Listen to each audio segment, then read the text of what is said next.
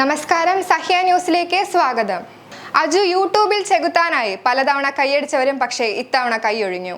മോഹൻലാലിനെതിരായ അധിക്ഷേപ വീഡിയോയുടെ പേരിൽ അറസ്റ്റിലായ യൂട്യൂബർ ചെകുത്താനെ സ്റ്റേഷൻ ജാമ്യത്തിൽ വിട്ടിരിക്കുകയാണ് പോലീസ്.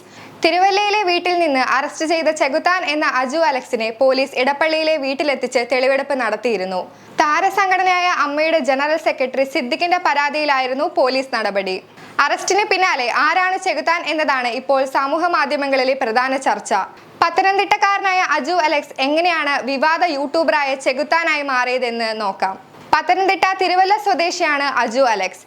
അജുവിന്റെ ഫേസ്ബുക്ക്, യൂട്യൂബ് തുടങ്ങിയ സമൂഹ മാധ്യമങ്ങളുടെ പേരാണ് യഥാർത്ഥത്തിൽ ചെകുത്താൻ. 6 വർഷങ്ങൾക്ക് മുൻപാണ് അജു സ്വന്തമായി ഒരു യൂട്യൂബ് ചാനൽ തുടങ്ങുന്നത്. ആദ്യകാലങ്ങളിൽ മതങ്ങളെയും മതാചാര്യന്മാരെയും വിമർശിച്ചുകൊണ്ടായിരുന്നു അജു വീഡിയോകൾ ചെയ്തിരുന്നത്. നിരീശ്വരവാദിയെന്ന് സ്വയം വിശേഷിപ്പിക്കുന്ന അജു തന്റെ ചാനലിനും അത്തരത്തിലൊരു പേര് വേണമെന്ന് തീരുമാനിച്ചു. അങ്ങനെയാണ് ചെകുത്താൻ എന്ന പേര് കണ്ടെത്തുന്നത്.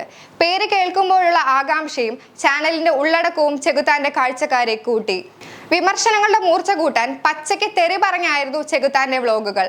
തെറികൾ കോർത്തിണക്കിയ ട്രോളുകൾ ചെകുത്താനെ കുപ്രസിദ്ധനാക്കി. പിന്നീട് സിനിമകളെയും സിനിമാ താരങ്ങളെയും വിമർശിച്ച് ചെകുത്താന്റെ വ്ലോഗുകൾ എത്തി. മോഹൻലാലിന്റെ അഭിനയവും സിനിമകളുമായിരുന്നു ചെകുത്താന്റെ പ്രധാന ടാർഗറ്റ്. ഒക്കെയും അസഭ്യവർഷം. തുടർച്ചയായി മോഹൻലാൽ ഫാൻസിനെ തെറി പറയാനും ചെകുത്താൻ ഉത്സാഹം കാട്ടി. മറ്റു നടന്മാരെ കുറിച്ചും ചെകുത്താൻ മോശം പരാമർശം നടത്തിയിട്ടുണ്ട്. യൂട്യൂബിലൂടെ നടന്മാർക്കെതിരെ മോശം പരാമർശം നടത്തിയതിന് ഇതിനു മുൻപും ചെകുത്താനെതിരെ കേസെടുത്തിട്ടുണ്ട്. നടൻ ബാല നൽകിയ പരാതിയിൽ പാലാരിവട്ടം പോലീസാണ് അന്ന് കേസെടുത്തത്. ചെകുത്താന്റെ വീട്ടിൽ ബാല എത്തിയതും പിന്നീട് ബാല തന്നെ കൊലപ്പെടുത്താൻ എത്തി എന്ന് ചെകുത്താൻ പരാതിപ്പെട്ടതും നാടകീയ സംഭവങ്ങളായി. മുൻപ് പലതവണ തെറിയഭിഷേകം നടത്തിയിട്ടും സാമൂഹ്യ മാധ്യമങ്ങളിൽ ഒരു വിഭാഗം ചെകുത്താനെ പിന്തുണച്ചിരുന്നു. എന്നാൽ ഇപ്പോൾ കേരളം ഒറ്റക്കെട്ട ഒരു മഹാദുരന്തത്തെ നേരിടുമ്പോൾ ചെകുത്താൻ നടത്തിയ പരാമർശങ്ങൾ കൈവിട്ടു പോയി എന്നാണ് കൂടുതൽ പേരും പ്രതികരിക്കുന്നത്.